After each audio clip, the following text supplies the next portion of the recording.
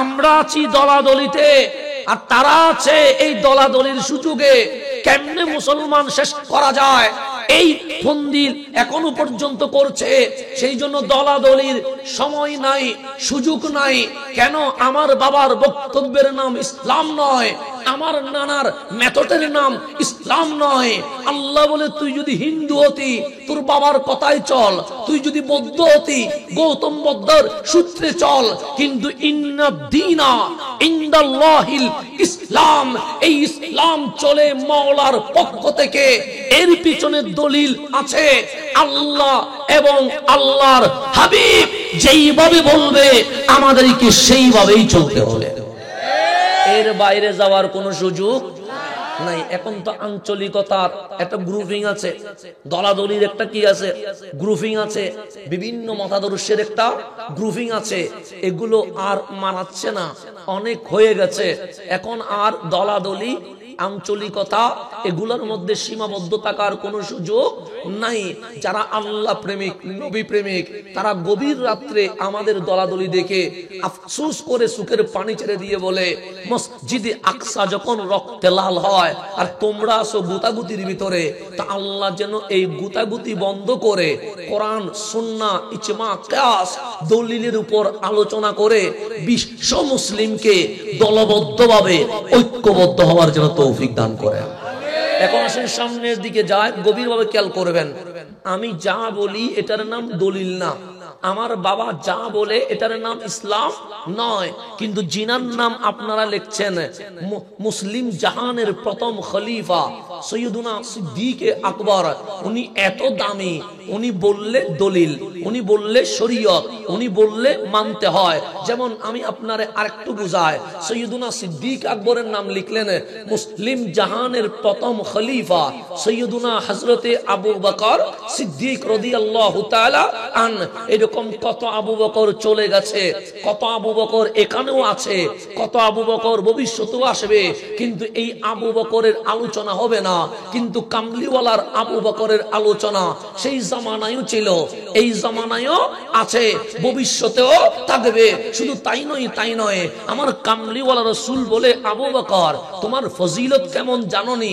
আবু বকর বলে আমি তো জানি না। আমার রাসূল বলে কাল হাসরের ময়দানে সবাই যখন নফসি নফসি বলবে, আমি আমাকে নিয়ে টেনশনে পড়ে যাব, আপনি আপনাকে নিয়ে টেনশনে পড়ে যাবেন, আমার বাবা আমার বাবাকে নিয়ে টেনশনে পড়ে যাবে, আমার মা আমার মাকে নিয়ে টেনশনে পড়ে যাবে, আমার ওয়াইফ ওনাকে নিয়ে চিন্তায় পড়ে যাবে, বন্ধু বন্ধুকে মনে রাখবে না, সবাই নিজের জান্নাত নিয়ে টেনশনে থাকবো। মালিক যদি হিসাব নাও জান্নাত পাওয়ার কোনো সুযোগ নাই, কিন্তু দয়া করলে জান্নাত পাওয়ার কি আছে? সুযোগ আছে। তখন সবাই দুই হাত তুলে বলবো নফসি, মালিক আমার দিকে তাকাও। আপনি বলবেন আপনার দিকে তাকাতে, উনি বলবে ওনার দিকে তাকাতে। তাহলে আমরা সবাই একটা স্লোগান দিব, জান্নাত চায়, জান্নাত চায়। জান্নাত চাই না কে? যে নামাজ পড়ে না সেও তো জান্নাত চায়, যে মদ খায় না মদ খায় সেও তো জান্নাত চায়, যে জিনা করে সেও তো জান্নাত চায়, যে জুমার নামাজেও আসে না সেও তো জান্নাত চায়। সেই জন্য মাঝে মাঝে যুবকরা বলে, হুজুর বিষয় হচ্ছে গুনাহ করি কেমনে জান্নাতে যাব।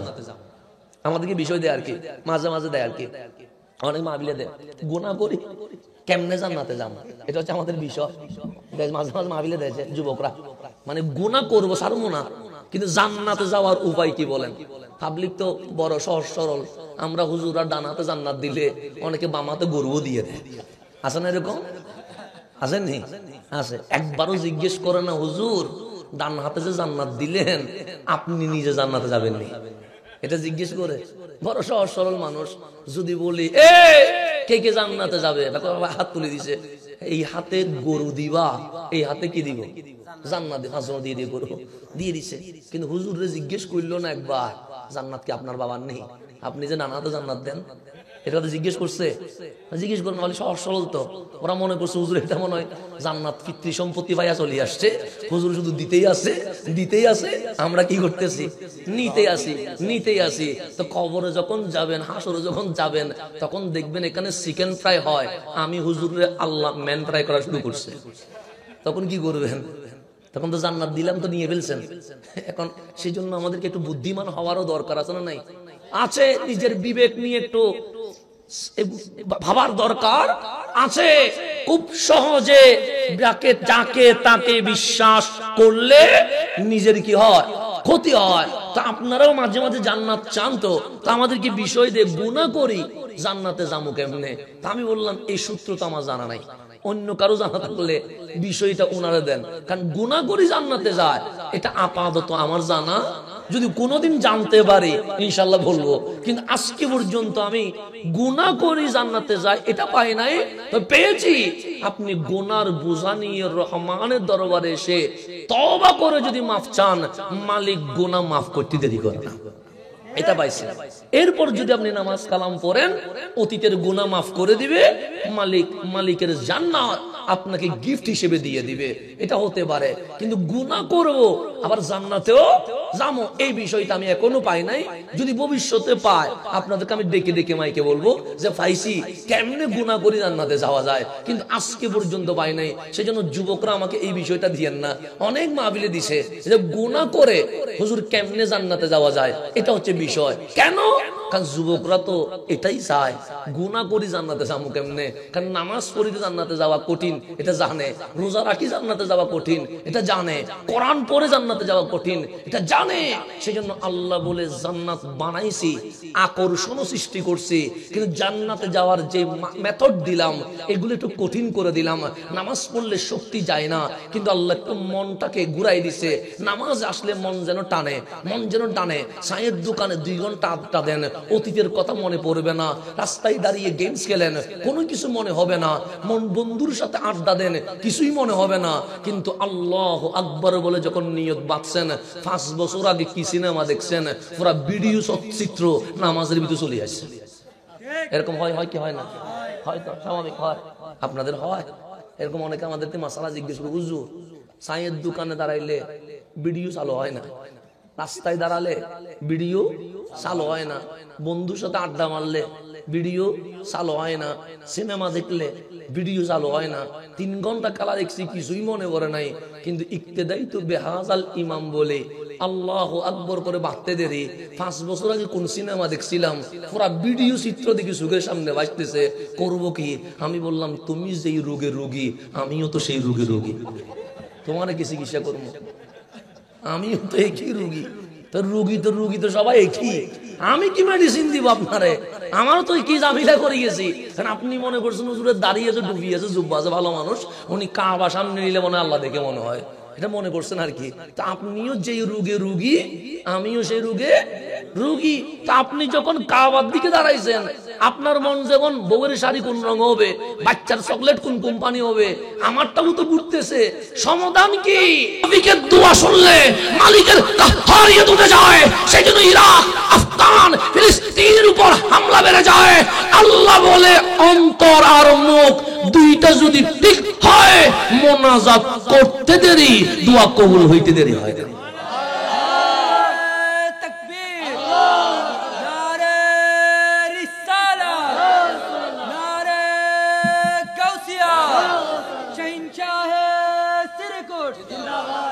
আমি চিন্তা করলাম আমি নিজে ঠিক নাই, আমি নিজে বাস্তব কথা আর কি।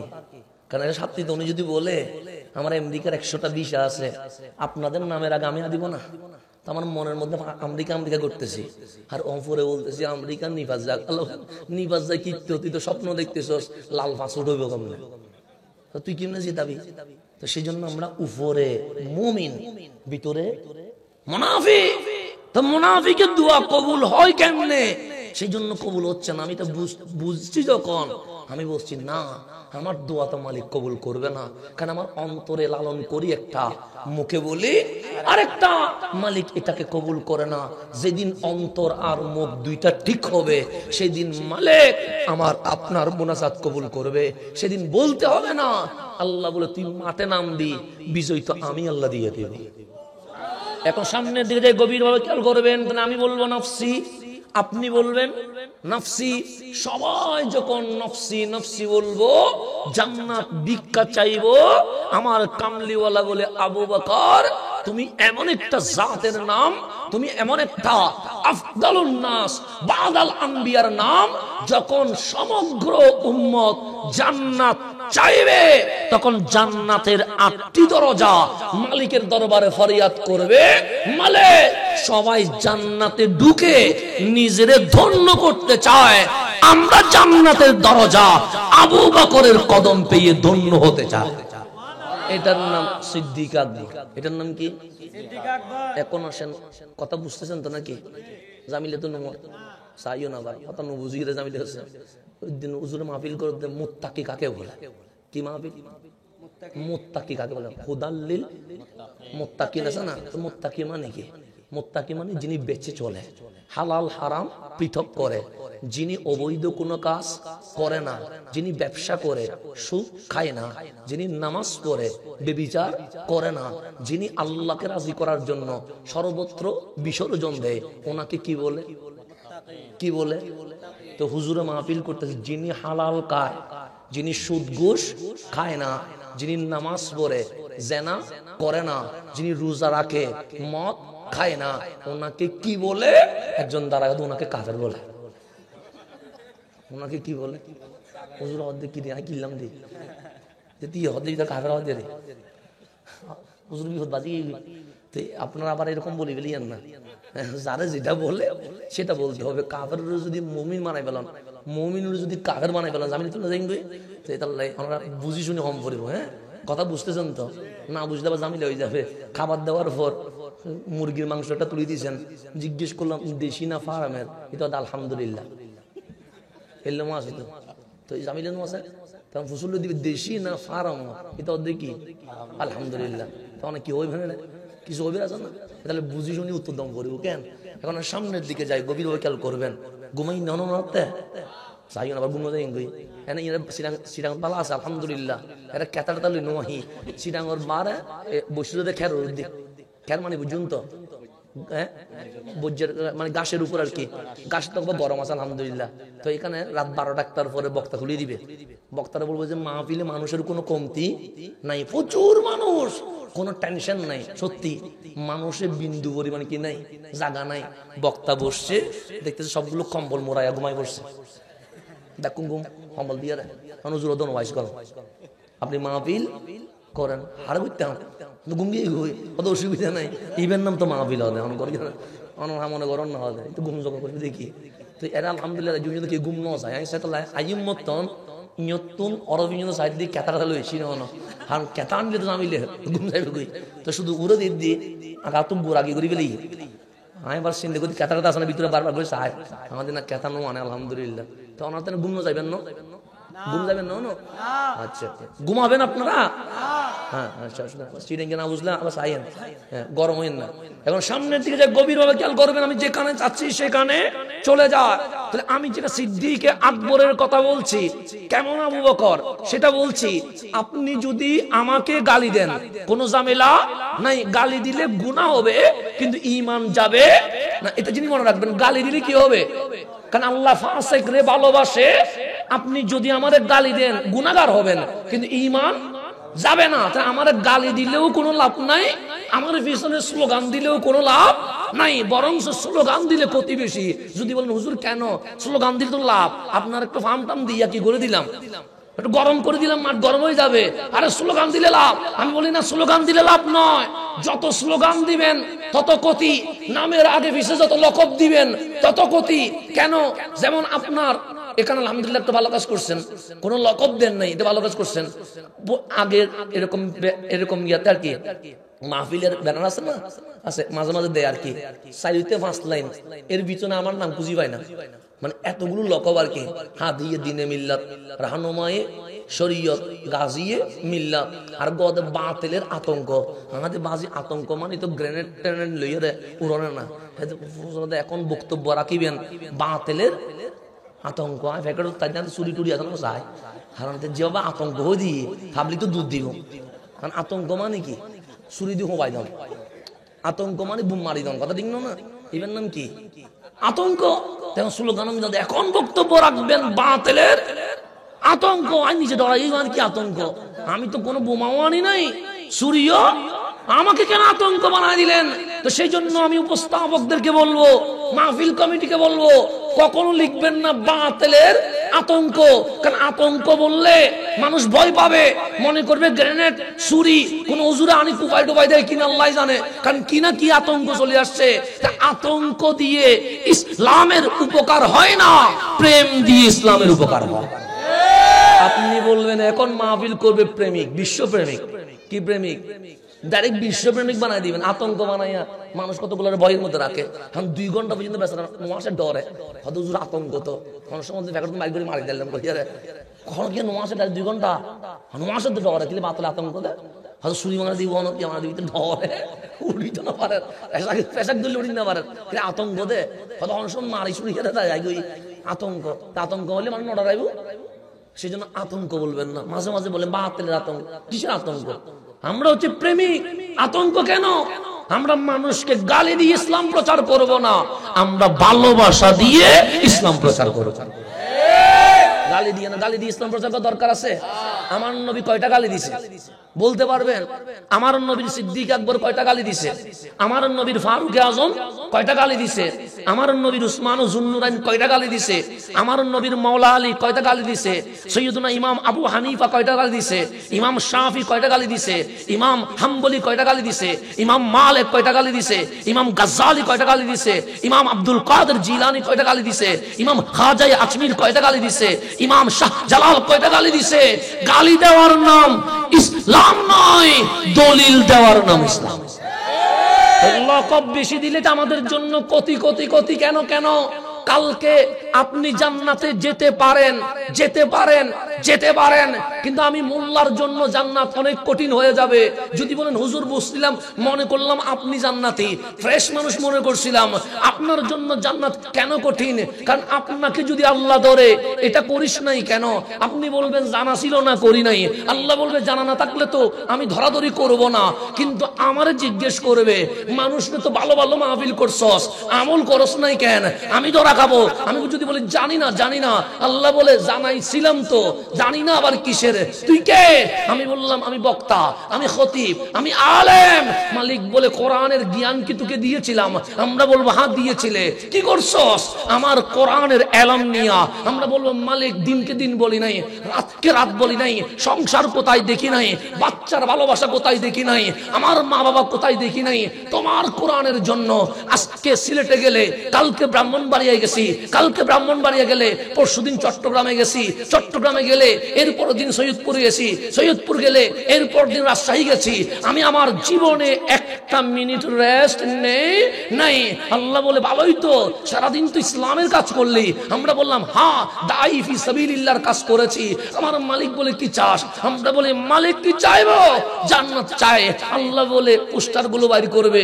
কোন পোস্টার? ওই যে লিখছেন আন্তর্জাতিক মুফাসসিরে কোরআন, ওই যে লিখছেন রাহনুমাই শরীয়ত, ওই যে লিখছেন গাজিয়ে দ্বীনে মিল্লাত, ওই যে লিখছেন বাতিলের আতঙ্ক, ওই যে লিখছেন আন্তর্জাতিক ইসলামিক স্কলার। আল্লাহ বাইর করে বলবে দুনিয়াতে তোরে এই লকবগুলো দিয়েছিল।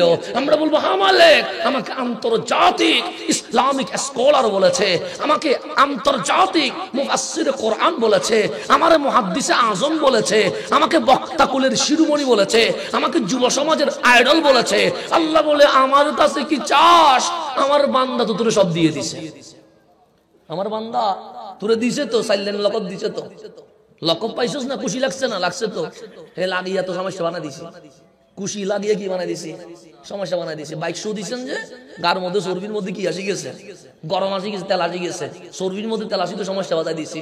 স্লোগান দিচ্ছেন যে খুব মারাত্মক কি লাগছে, এটা জোশ লাগছে, এটাই তো বেজাল বাজাই দিছি। আল্লাহ বলছে বান্দা সব দিছে, আমি আল্লাহর কাছে আর চাওয়ার মতো কিছুই নাই। তবে একটা কাজ করতে পারিস। মালিক কি করতাম? তোরা যে সাইডলাইন লকব দিছে, তোরা যে বাইক শো দিছে, তোর পিছনে যে স্লোগান দিছে, ওরা কিছু দিতে পারে কিনা দেখ। তখন বলবো ওরা নিজেরা নিয়ে টেনশনে আছে, আমারে কি দিবে? আল্লাহ বলে তো আমি কি দিতাম?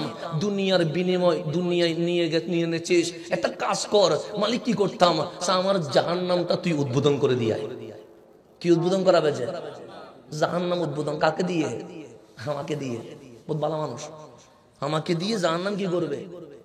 কিসের কারণে? লকবের কারণে। লকব লকব এই যে 4-5 লাইন দেন, যে নাম বড় করে দেন, যে ছবি দিয়ে লাগান, যে স্লোগান দেন, যে এগুলো সেই জন্য বেশি স্লোগান দিবেন না, নামের আগে পিছে লকবও দিবেন না। বাপে যেটা রাখছে, মা যেটা আকিকা দিছে, ওই নামটা বলবেন সৈয়দ মোহাম্মদ হাসান। মানুষ আসলে আসবে, না আসলে কোনো দরকার নাই। এত আগে পিছে লকব দিয়ে আমার ঝামেলা বাজায় দরকার আছে? হ্যাঁ, আমার আটকা দিবেন রহমানের সামনে, আমি বাজি যাবো, আপনারা তো পার হয়ে যাবেন। আপনার বলুন আমি কিনতাম ওই হুজুর যে চাইছিল দিছি আর কি, আমার উপর তুলে দিবে তো, পরে আমার উপর তুলে দিবে না, পাবলিক লিখছি না তো। আমরা কি করতাম, ইতারে খুশি করার জন্য 4 লাইন লিখছি, আর দিতে খুশি হয় নাই, আর 5 লাইন নাকি কম ছিল। তো আমি বাজাই, আমাকে বাজাই দেওয়ার দরকার আছে? কোনো দরকার নাই। সেই জন্য আপনারা আজকে আমার ভালো লাগছে, এখন লকব দেন নাই, হুজুর দিয়ে উপস্থাপনা করেছেন, ভালো কাজ করছেন। পাবলিক দাঁড়াইলে এখানে 5 মিনিট শুধু আমার লাইনে বলতো, তো এটা ভালো হয়েছে, আলহামদুলিল্লাহ। এরকম করবেন, নামটা ছোট হবে। নাম বড় হইলেও কি হবে, ছোট হইলেও কি হবে, আল্লাহর কাছে প্রিয় হতে পারলে এটাই হচ্ছে আসল কাজ। রব্বে করিম আমাদেরকে আল্লাহর কাছে প্রিয় হওয়ার তৌফিক দান করুক। এখন আসলে আমি যেখানে ছিলাম সেখানে চলে যায়, যেখানে ছিলাম। আমার মূল মাহফিল এখনো শুরু করতে পারি নাই, কারণ আপনারা ঘুমাচ্ছেন মনে করলাম, সেই জন্য একটু আপনাদের ঘুমটা ভাঙানোর ট্রাই করলাম। এখন আসেন মূল আলোচনায় চলে যাচ্ছি। ঈমান তাকে কেমনে, আমারে গালি দিলে গুনাহ হবে, কিন্তু আপনার ঈমান যাবে না। আবার বেশি প্রশংসা করবেন না, প্রশংসা বেশি করলেও কি হবে, গুনাহ হবে। কারণ আমার যোগ্যতা কতটুকু এটা আমি জানি, আপনি জানেন না। সুতরাং আপনি যদি বলেন আন্তর্জাতিক মুফাসসিরে কোরআন, আন্তর্জাতিক মানে তো বুঝলেন, যিনি ইংরেজিতে তাফসীর করে, যিনি আরবিতে তাফসীর করে, যিনি উর্দুতে তাফসীর করে, যিনি ফ্রান্সের ভাষায় তাফসীর করে, বিশ্ব ভ্রমণ করে, বিভিন্ন ভাষায় তাফসীর করে। তা আমি মানুষটা কখন ইংরেজিতে তাফসীর করছিলাম, আমি মানুষটা কখন আরবিতে তাফসীর করছিলাম, আমি মানুষটা কখন উর্দুতে তাফসীর করছিলাম। তাহলে আমাকে যে বললেন আন্তর্জাতিক মুফাসসিরে কোরআন, এটার চেয়ে মিথ্যা কথা এই জমিনে আর আছে নাই। শুধু আন্তর্জাতিক যদি বাদ দেন, যদি বলেন মুফাসসিরে কোরআন, এটাও তো মিথ্যা হবে। যদি বলেন কেন হুজুর তাফসীর পড়েন নাই, কিছু আরবি অনুবাদ পড়ছি তো, তাই বলে কি মুফাসসিরে কোরআন? না না না, একটা জিনিস মনে রাখবেন, আমার চেয়ে আপনার চেয়ে সবচেয়ে যিনারা দামি, ওনারা আমার দয়াল নবীর সাহাবী। এটা সন্দেহ আছে? সাহাবীদের মধ্যে যারা দামি, তার মধ্যে অন্যতম ওমর ইবনুল খাত্তাব রাদিয়াল্লাহু তাআলা দামি না দামি? কেমন দামি? আমার রাসূল বললেন, যদি আমি শেষ নবী না হতাম, নবুয়তের দরজা যদি খুলে দিতাম, তালা যদি না লাগাইতাম, আমার পরে যদি নবী হওয়ার কোন সুযোগ থাকতো, আমার ওমর তো ডাইরেক্ট নবী হয়ে যেত। তাহলে নবী হওয়ার কোয়ালিটি ছিল, নবী হওয়ার যোগ্যতা ছিল, কিন্তু নবুয়তের দরজা বন্ধ বিদায় উনি কি হতে পারেন নাই, নবী হতে পারেন নাই। এটার নাম ফারুকে দামি না অদামি? তাফসীর শিখছে কার থেকে? রাসূল থেকে ডাইরেক্ট, আল্লাহ থেকে শিখছে রহমতুল্লিল, আমার নবী থেকে শিখছে ফারুকে। ফারুকে আজমের ইন্তেকালের পূর্ব মুহূর্তে উনি সাহাবায়ে কেরাম তাবিনদেরকে ডেকে বলছেন, আমার নামের আগে জীবনে কখনো মুফাসসিরে কোরআন বলবেন না। সবাই অবাক হয়ে গেলেন। অর্ধ জাহানের যিনি শাসক, যিনি খতিবে আজম, যিনি মুফাসসিরে আজম, যিনি মুহাদ্দিসে আজম, যিনি হাকিম হিসেবে সেই জামানায় সবচেয়ে বড় বিচারক, উনি যদি বড় মুফাসসির না হয়, মুফাসসির হবে কে? তখন সবাই জিজ্ঞেস করলেন, আমার আপনাকে মুফাসসিরে কোরআন বলবো না কেন? তখন ওমর ইবনুল খাত্তাব বলছে, এই বয়সে দাঁড়িয়ে আমার বড় বলতে ইচ্ছে করছে, আমি ওমর এখনো সূরা বাকারার তাফসীর শেষ করতে পারিনি। আপনি না, আমি না, ফারুক আজম বলছেন, আমি এখনো সূরা বাকারার তাফসীর কি করতে পারি নাই।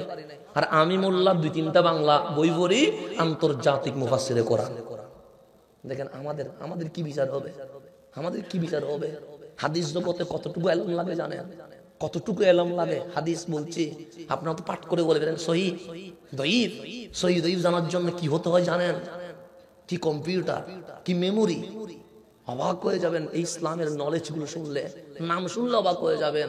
আর আমরা হয়ে যাই মুহাদ্দিসে আজম, আমরা হয়ে যাই আমিরুল মুমিনিন ফিল হাদিস। আমাদের নামের আগে পিছে লকবে ভরপুর।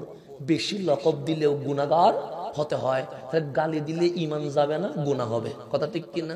এখন আসেন নবীর জামানায় চলে যান। কার জামানায়? নবীর জামানায়। নবীর জামানায় একটা কালো মানুষ ছিল, নাম কি?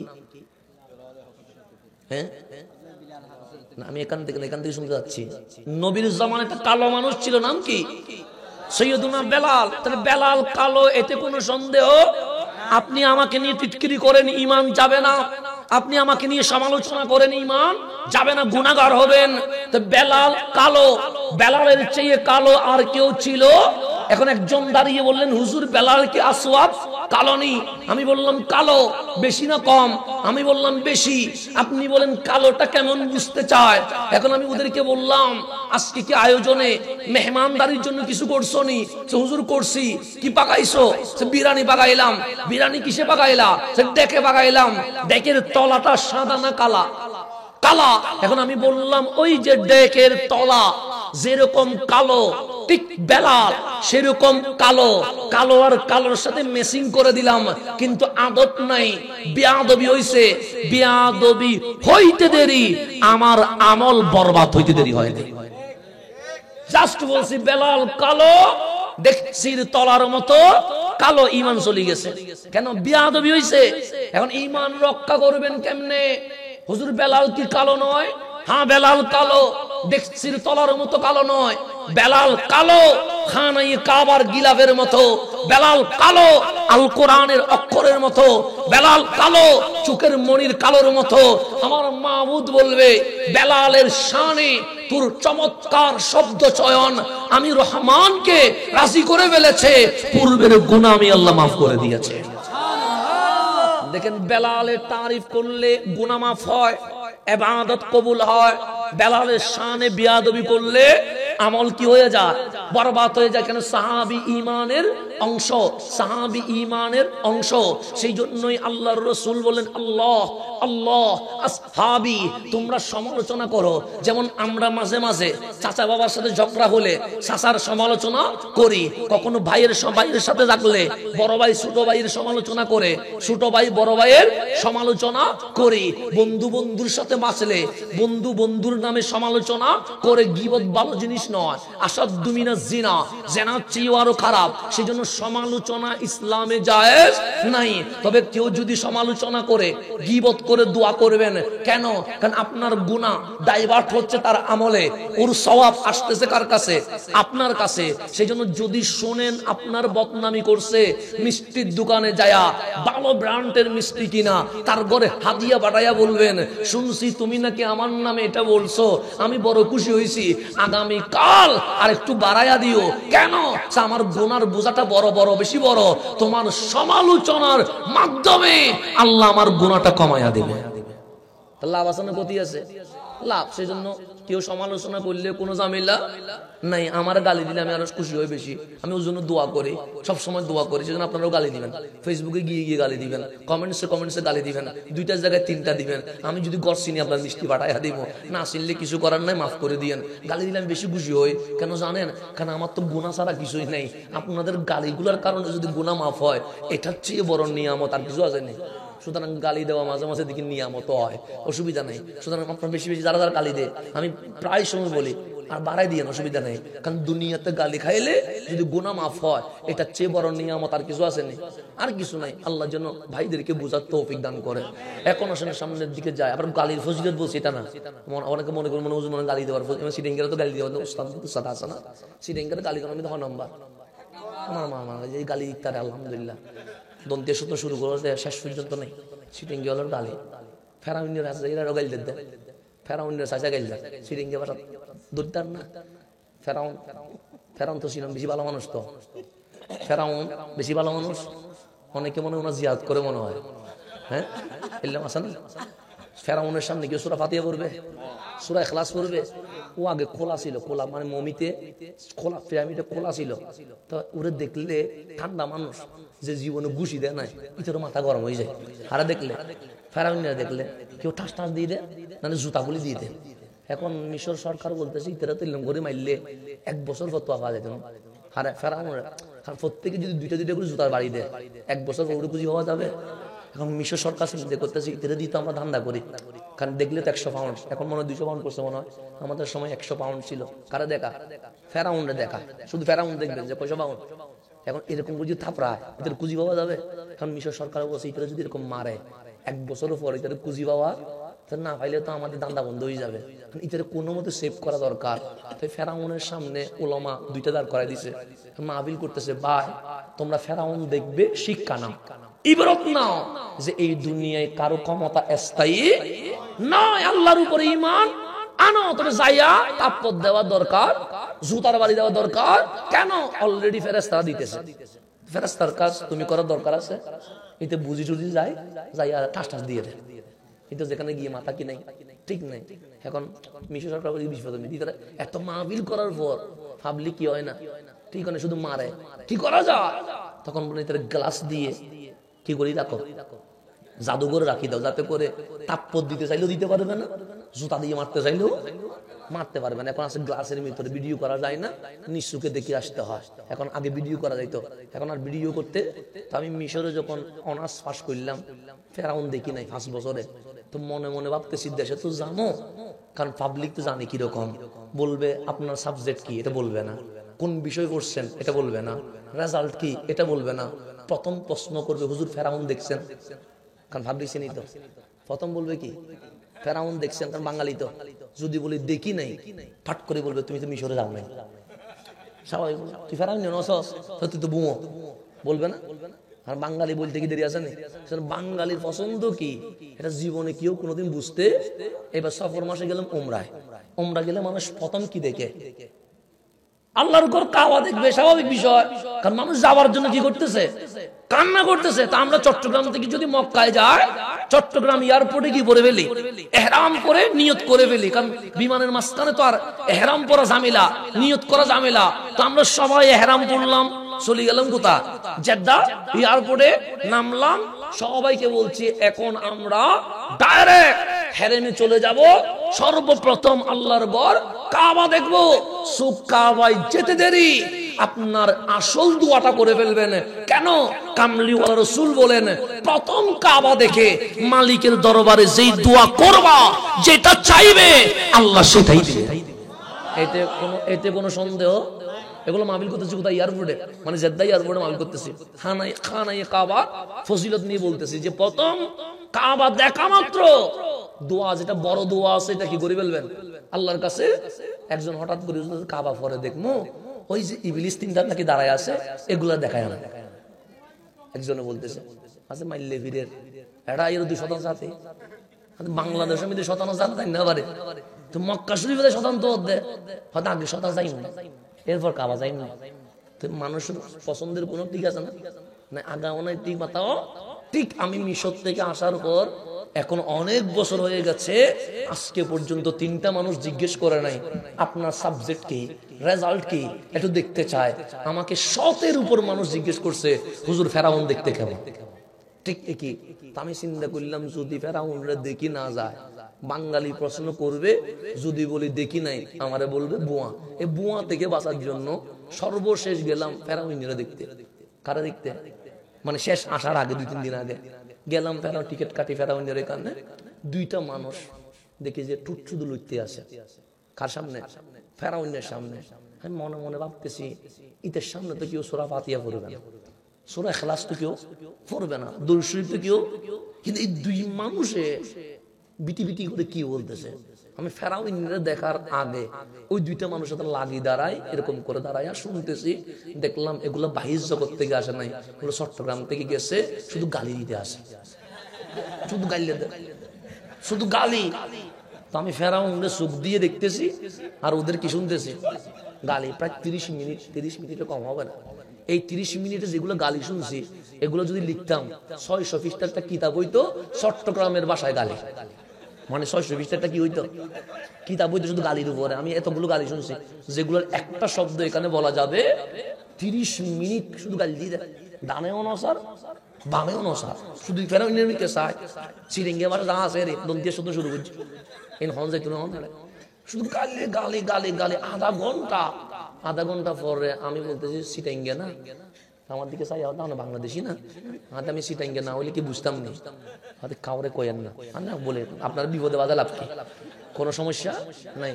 তারপর আমি বললাম যে ভাই বাইক তো হবে, প্রায় আধা ঘন্টা হয়েছে, একটা মানুষ দেখতে আধা ঘন্টা লাগে, তো এতক্ষণ কি করছেন জিজ্ঞেস করলে কি বলবেন?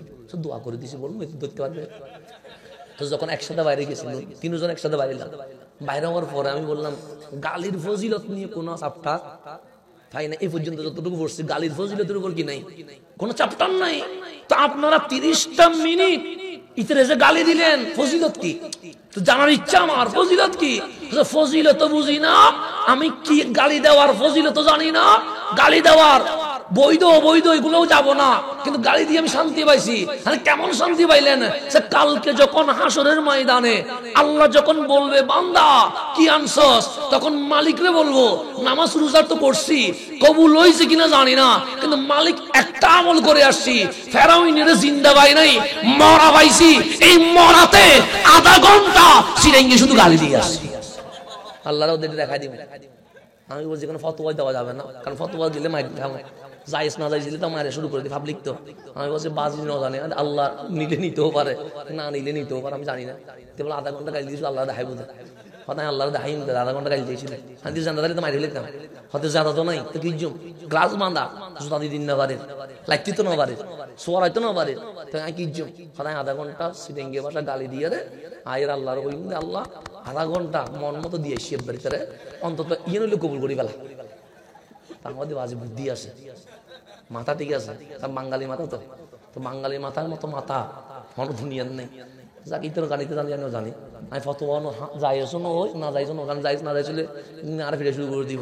তো দরার আসলে শুধু জামিলের বাজানো হাতে ভাই আমি ন জানি, তা আমাকে জিজ্ঞেস আপনি কোথায় পড়ছেন না আজহারে, হয়তো এটার ব্যাপারে ফতোয়া কি হবে, হাতে ভাই ফতোয়া যাইজও হবে না না যাইজও হবে না, কারণ দুটাতে যে কোনো একটা বুঝলে আমি বাজি যাবো, দরকার নাই, তোমার হিসাব তুমি আল্লাহরে দিও, আমার হিসাব আমি দিব, এটা বলি চলে আসছি, আর জামিলের মধ্যে যাই নাই। তো সিটিংয়ের মাথা আবার অনেক জ্ঞাত, তো সিটিংয়ের ভাষার মধ্যে গালি মেয়ে আর উস্তাদ বেশি, আর হতায় হতায় কি দিই গাইল দিই, উঠতে গাইল দিই, বসতে গাইল দিই, তিয়েতে গাইল দিই, ইয়া বহুত কমিয়েছি, কিন্তু একসঙ্গে যদি নির্বাচন তিলে ইতারও গাইল দিত, এলাম দেখতাম আর রিক্সাওয়ালা গাইল দিত, দোয়ান গাইল দিত, গাইল দনি বল ভালোবাসা, তাহলে মসজিদ সদরের মাঝে বুট দিত শুধু গাইল দিই।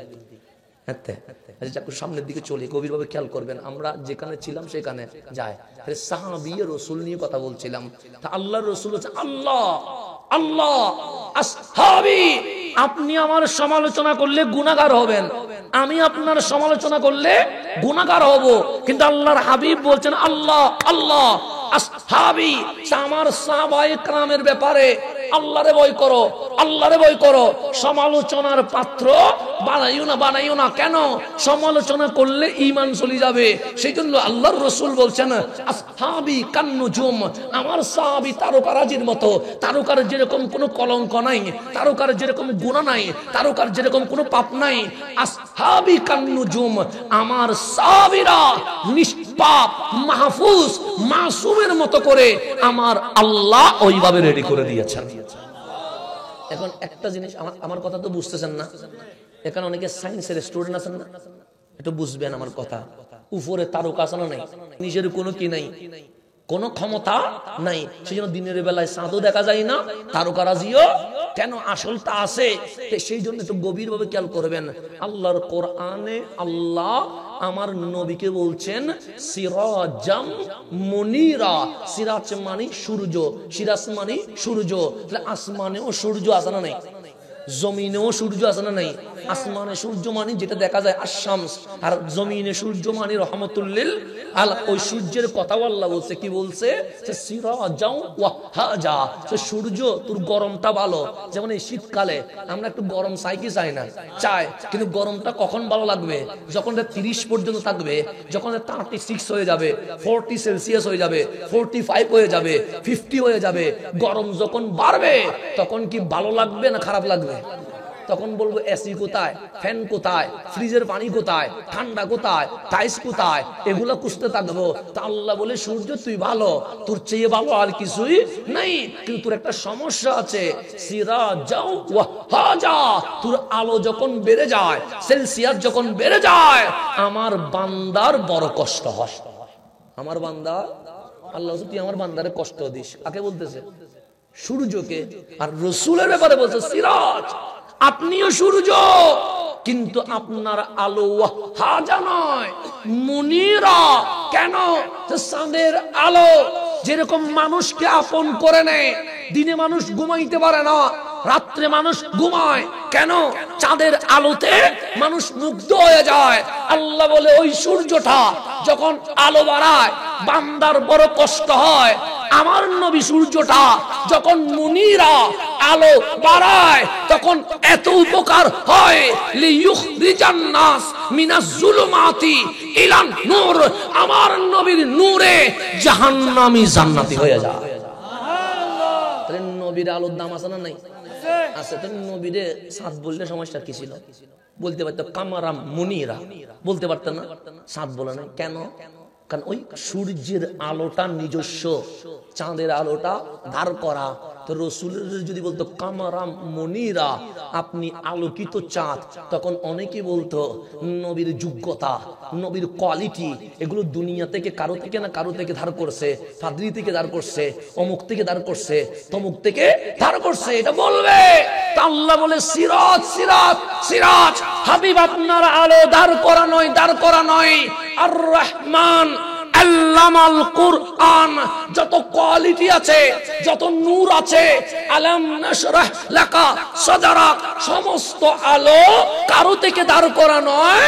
আপনি ইহুদি থেকে নয়, খ্রিস্টান থেকে নয়, মুশরিক থেকে নয়, কোন বান্দা থেকে নয়, আমি আল্লাহ থেকে ডাইরেক্ট নিয়েছি। এখন নবীরে দেশে সূর্য, নবীরে কি বলছে কি? আর রাসূল বলে সাহাবায়ে কেরাম আসহাবি কান নুজুম, তারকার নিজস্ব কোনো আলো থাকে না, সূর্য থেকে দাঁড় করা। তা আমার রাসূল বলে আবু বকর যে জ্বলে উঠছে, ওমর যে ফারুক হয়ে জ্বলে উঠছে, আবু বকর যে সিদ্দিক হয়ে জ্বলে উঠছে, ওসমান যে যুন্নুরাইন বলে জ্বলে উঠছে, আলী যে মাওলা হয়ে জ্বলে উঠছে, হাসনাইনে করিমাইন সাইয়্যিদা শাবাবিল জান্নাহ হয়ে যে জ্বলে উঠছে, আনসার ও মুহাজির রাদিয়াল্লাহু আনহুমের নূরে জ্বলে উঠছে। আল্লাহর হাবিব বলেন আমার সাহাবী নিজে জ্বলে উঠে নাই, আমি নবীর কোয়ালিটি নূর দিয়ে জ্বলে উঠেছে। সুতরাং সাহাবীদের সমালোচনা করা মানে নবীর সমালোচনা করা। কার সমালোচনা করা? সেজন্য আহলে সুন্নাত ওয়াল জামাত সাহাবায়ে কেরামের সমালোচনা করে না, আবার আহলে বাইতের শানে, নবী পরিবারের শানে কোনো বিয়াদবিও করে না। এটার নাম আহলে সুন্নাত ওয়াল জামাত। এখন সামনের দিকে চলে যায়, আমার কথা তো বুঝতেছেন, কোনো ঝামেলা হচ্ছে না। এখন আসেন একটু গভীরভাবে খেয়াল করবেন, কোরআন খুলবেন, আল্লাহ দেখবেন আমাদের প্রশংসা করেছে। কাদের প্রশংসা? আমাদের প্রশংসা। আমরা দামি আর কি, আমরা এত কোয়ালিটিপূর্ণ, আমাদের চেয়ে বড় দামি আর কেউ নাই। কেমন দামি জানেন নি? আল্লাহ বলে কুকুর আসেনি, আমরা বললাম আছে। বানাইছে কে? আমরা বললাম তুমি তো বানাইছো। কুকুরের মাথা উপরে না নিচে? আমরা বললাম 4 পা দিয়ে নিচে। গরু আসেনি? আমরা বললাম আছে। গরুর মাথা উপরে না নিচে? আমরা বললাম নিচে। ছাগল আসেনি? আমরা বললাম আছে। ছাগলের মাথা নিচে না উপরে? আমরা বললাম নিচে। মুরগি আসেনি? আমরা বললাম আছে। মুরগির মাথা উপরে না নিচে? আমরা বললাম নিচে। আমরা বললাম মালিক যত সৃষ্টি বানাইছো সবার মাথা নিচে। আল্লাহ বলে তোর মাথাটা কোন দিকে? আমরা বললাম আমাদের তো 4 পা নাই, 2টা হাত দিয়ে বক্ষ বানাইছো, মাথাটা উপরে তুলে দিছো। আল্লাহ বলে মাথা উপরে তুললাম কেন? কুকুরের মতো নিচে তো বানাইতে পারতাম, ছাগলের মতো নিচে বানাইতে পারতাম, গরুর মতো নিচে বানাইতে পারতাম। আল্লাহ বলে এই মেসেজ দেওয়ার জন্য আমার সৃষ্টির মধ্যে জিনও আছে, আমার সৃষ্টির মধ্যে ফেরেশতাও আছে, আমার সৃষ্টির মধ্যে অগণিত মাখলুকাত আছে। তোর মাথা উপরে দিয়া, তোর মাথায় ব্রেন, মগজ, বিবেক দিয়া আমি আল্লাহ বিশ্ববাসীকে মেসেজ দিয়েছি, দেখ সবার মাথা নিচে, আমার বান্দার মাথা উপরে। এই মাথা উপরে দিয়ে বিশ্ব মাখলুকাতকে মেসেজ দিলাম, আমার বান্দার চেয়ে দামি আমার সৃষ্টি কুলে আর কিছু নাই। এই মাথা দামি না দামি, কিন্তু নিজের মাথাটা চিনি না, সেজন্য এটা মাঝে মাঝে বিক্রি করি না করি। সেই জন্য মাজার জিয়ারত করবেন, মাজার সিজদা করা যাবে।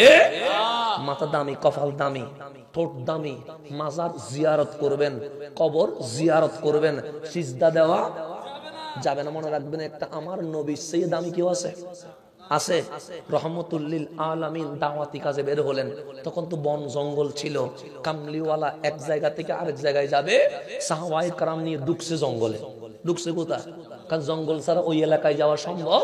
সাহাবায়ে কেরামের কাহানি শুরু হয়ে গেছে। কেন? জঙ্গলে বাঘ আছে, সিংহ আছে, হাতি আছে, সাপ আছে।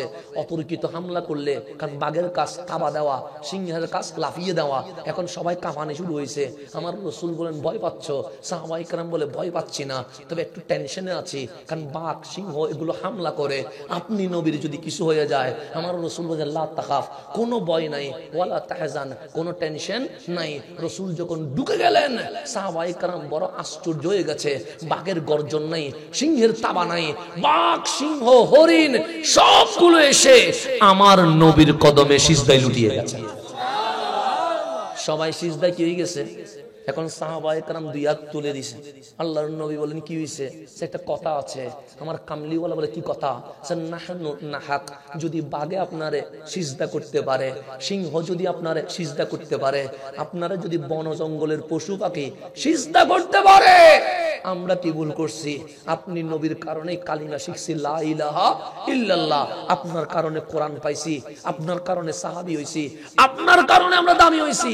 আমাদেরকে একটু অনুমতি দেন, আপনারা একটু সিজদা করতাম। আমার রাসূল বলে লা লা লা, অনুমতি নাই, অনুমতি নাই।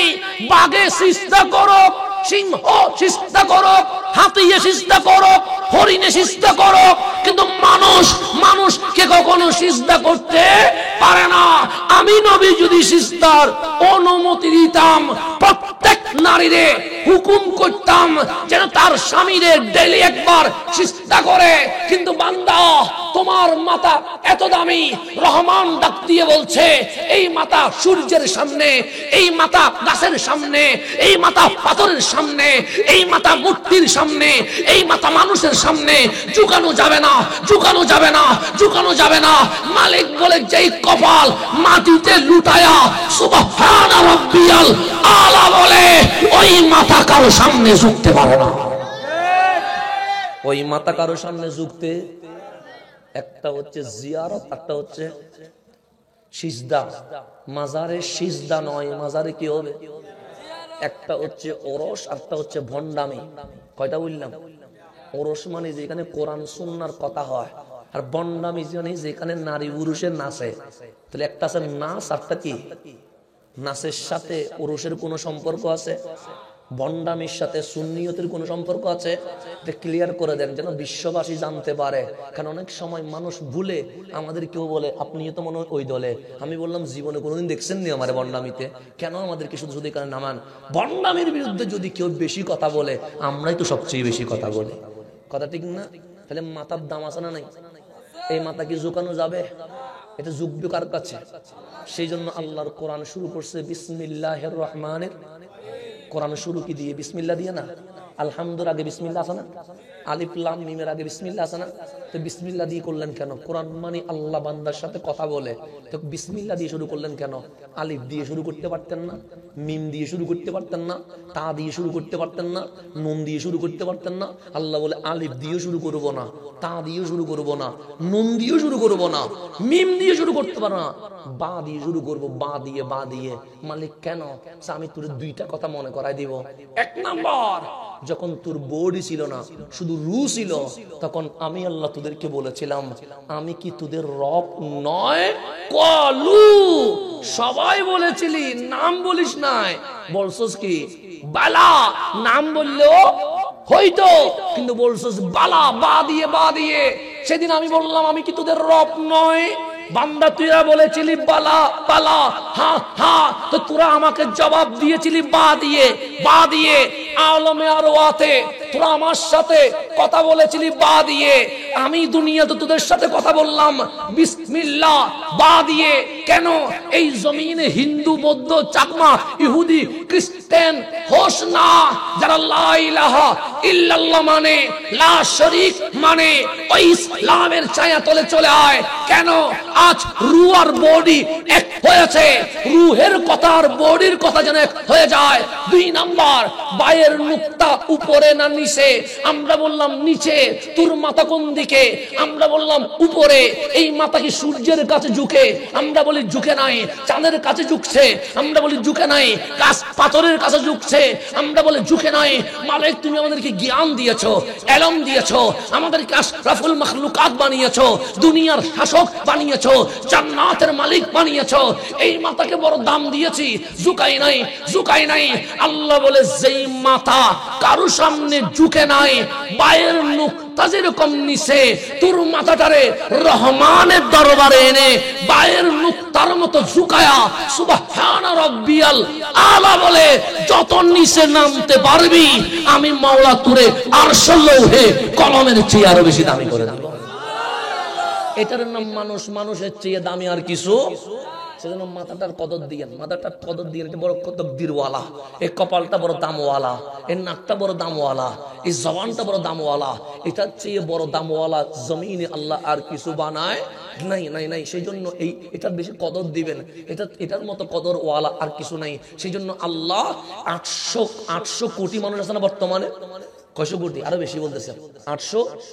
আপনার মতো একজনও খুঁজি পাবেন না। পাবেন?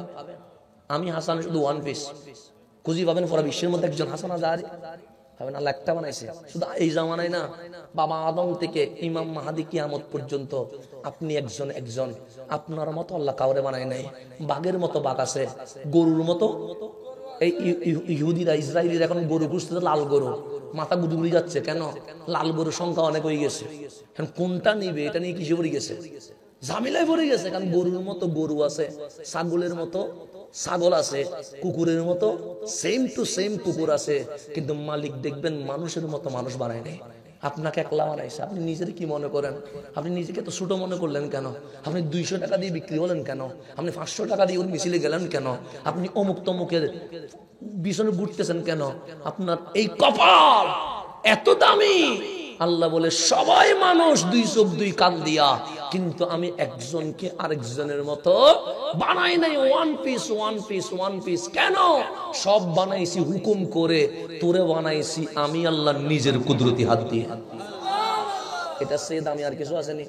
এখন আসেন সামনের দিকে যায়। কথা বুঝতেছেন তো নাকি? সময় শেষের দিকে চলে আসছে। হাদি হতা হইল দেন 1 ঘন্টা কি না? হাদি আল্লাহ মাহফিল্লাহ মিলে কি না?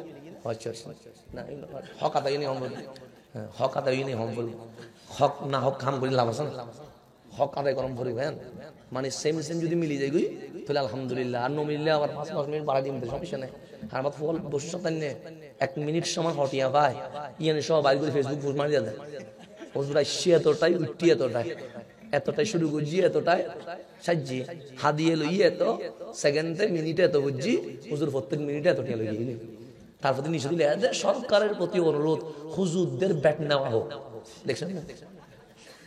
জামিলা বাজার দেন না, জামিলার বাজার দিয়ে বিশেষ দ্রষ্টব্য, কি দ্রষ্টব্য? বিশেষ দ্রষ্টব্য হুজুরদের ইনকামের উপর ব্যাট বসানো হোক। আমি পাইছো তো আর কি না লিখে দিই বিশেষ দ্রষ্টব্য দিয়ে দেয়। কারণ আর বলছিলাম আর শেয়ার বাংলা বাঙ্গাল দিই, যাতে করে দুর্নীতি কমিশন আইলে দেখা হতে ইনকাম কি শেয়ার বাঙ্গা কিছু আইবে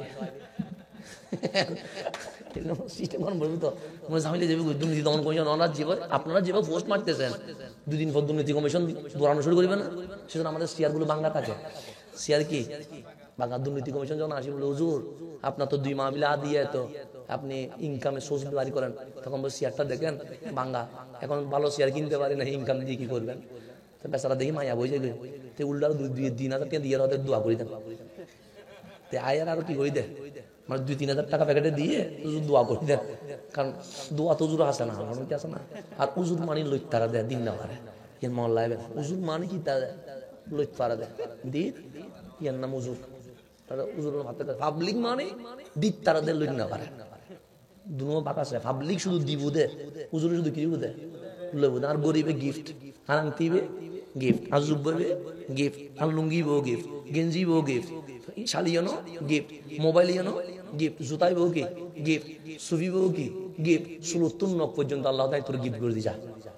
কিছু নিয়ে আবার উজুর মানে লাভ আছে যে মশ খায় না, বাইক কিনা আগে গই, আইফোন আগে গিফট, শুধু গাড়ি নয় দেয় শুধু। হ্যাঁ তো মুরবি দোয়া করে দিই, শুধু গাড়ি নয় দেয়। ইয়া নাফসুস আসলাম প্রায় হ্যাঁ আল্লাহ ওই হইতে 70 পর্যন্ত আল্লাহ করে কি দিদি মানে আই উজুর হই রে নজন একটি খরচ নাই তো শুধু আইদ দে তো আই ফরসেন দেখুন উজুর মানি তো ল উজুর মানি কি ল পাবলিক মানি যত হাইট তারিখে পাবলিক আসাই ফেলে বুঝছো না তো এখন শুধু গাড়ি নয় আমি নাচতে টেনশন আছিলাম কিন্তু আজ ইয়েদের দিয়ে আর মুরব্বিয়া তো হই গাড়ি আই যাবে বুঝলাম টেনশন নাই ইনশাআল্লাহ তখন কি হতে পারে কাল আইয়ের হবো তো অনরিন দিবে লাগে বোধজনা আসো তাইলাম আচ্ছা কিন্তু অবিশ্বাস করবে কিছু নাই চলে আইবো ইনশাআল্লাহ উজুর আছে নয়বো হইলাম আমরা যাইতাম না ইয়ে মনে হয় না পারে ইয়ার কাম বিশেষ আছে উজুর আছে নয়বো আইফোন পর্যন্ত চলে এসে না আর কি ইবেও গিফট তোমার খাতা বেও গিফট হলমি বেও গিফট আলহামদুলিল্লাহ ব্যাকিং গিফট শুধু গাড়ি কান নয় এদিকে না কাজ ছিলাম আজ মুরব্বী মন ঠান্ডা করে দিয়ে একবারে যাক আলহামদুলিল্লাহ না দোয়া করিস আমার আর টেনশন কি করে দিও মানে টেনশন তুলে গেলাম বলছি কি গাড়ি কেন আইর হ্যাঁ গাড়ি কেন আইর অনাজে তো হইবে লিম ইনশাআল্লাহ আই যাবে ইনশাআল্লাহ রব্বুল আলামিন কবুল করো না উজুর টেনশন নাই তো শুধু আই দে মাঝে মাঝে যাতে মাহফিলে যাতে কুরো দি ফেলার কেউ বাংলা হদু দি ফেলার কেউ সময় দি ফেলার মানে মাহফিল যাতে তো আর বহুত বাংলা শিক্ষিত ও দুজুলে তো দিলে আওয়াজ দে মাঝে কুরুও দে বাংলা হদুও দে সইও দে আমাদের শুধু ভালোবাসা আর ভালোবাসা পাবলিক শুধু ভালোবাসা দে ভালোবাসা দে হাসি নিতে করতে মনে পাবলিক ভালোবাসা তো পাইলাম খবরও এখনো টিয়ানি পাই নিও না আল্লাহ দে এদিক কিন্তু হাই বেলা ইউস মাসে হাই 3 বেলা তুই হাই 8 বেলা হিসেব দে ফাজিমা তো হয় ওজুর মানে 8 বেলা হন ওজুর মানে হয় বেলা হন আপনারা খান কয় বেলা 3 বেলা ফজর তারপর জোহর তারপর রাত্রে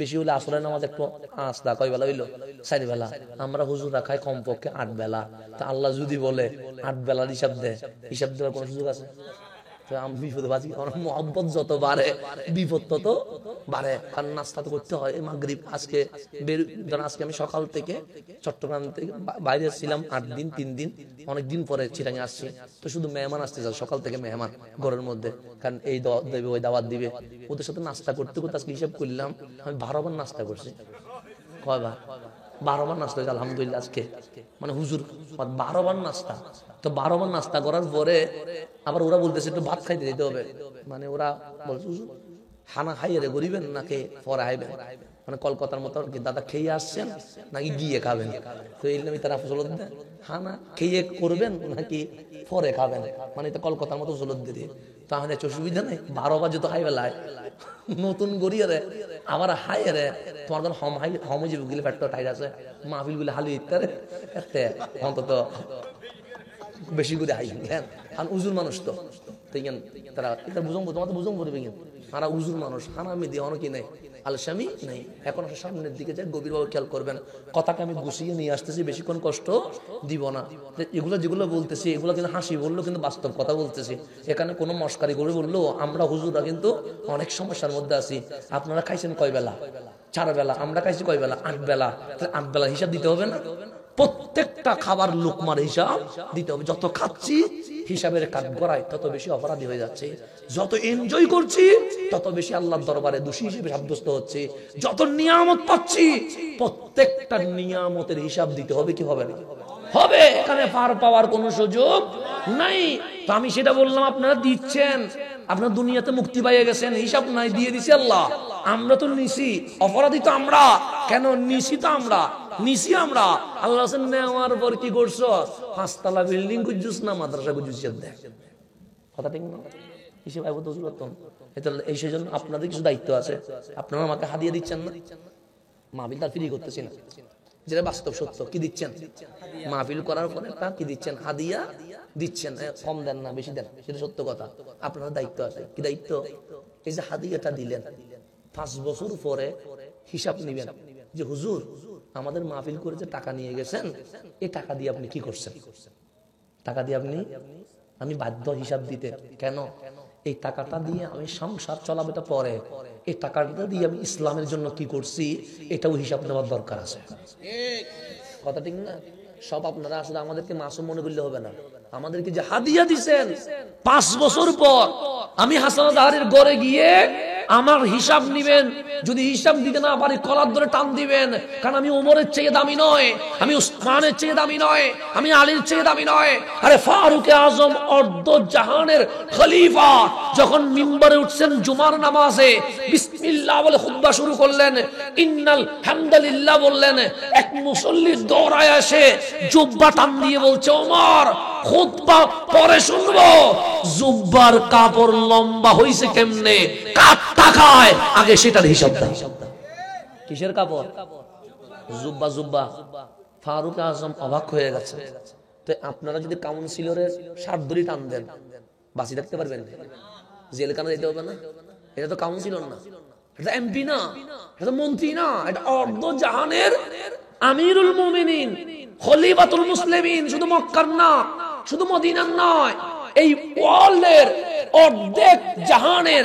তো বর্তমান আমেরিকার প্রেসিডেন্ট যদি কথা বলে, বাংলাদেশও কি করে কাফে। সেই জামানায় ওমর কথা বললে পুরো বিশ্ব কেঁপেছে। এমন ওমরকে মদিনার একজন তাবি জুব্বা টান দিয়ে বলছে, ওমর খুতবা পরে শুনবো, জুব্বার হিসাব দাও। ফারুক আজম দেখলেন থান যখন দিছে, 3-4 গরম হয়ে গেছে। কার জুব্বা টান দিয়েছে? আমিরুল মুমিনিনের। ওমর বলেন, উসকত, চুপ, ইজলিস, বসো, কোন চিল্লা চিল্লি হবে না। এই যে আমার জুব্বা টান দিয়েছে, এটা ভালো কাজ করেছে। 2টা হাত তুলে দিয়েছেন, মালিক। ইসলামী জাহানে যদি এরকম নাগরিক থাকে, কিয়ামত পর্যন্ত মুসলিম খলিফারা দুর্নীতি করতে পারবে না। আমরা ওই আলগানি বলতাম, আমার জুব্বার হিসাব খুঁজিস, আমরা গলা সিবি দূরে মিলতাম, কথা ঠিক না? আমরা টানি গাড়ি তুলে ফেলতাম, 500 জন লাগাইতে, এটা মার। ফারুক আজম বলছেন, মালিক, এরকম প্রজা যদি থাকে, কিয়ামত পর্যন্ত মুসলিম খলিফা কি করতে পারবে না? দুর্নীতি করতে।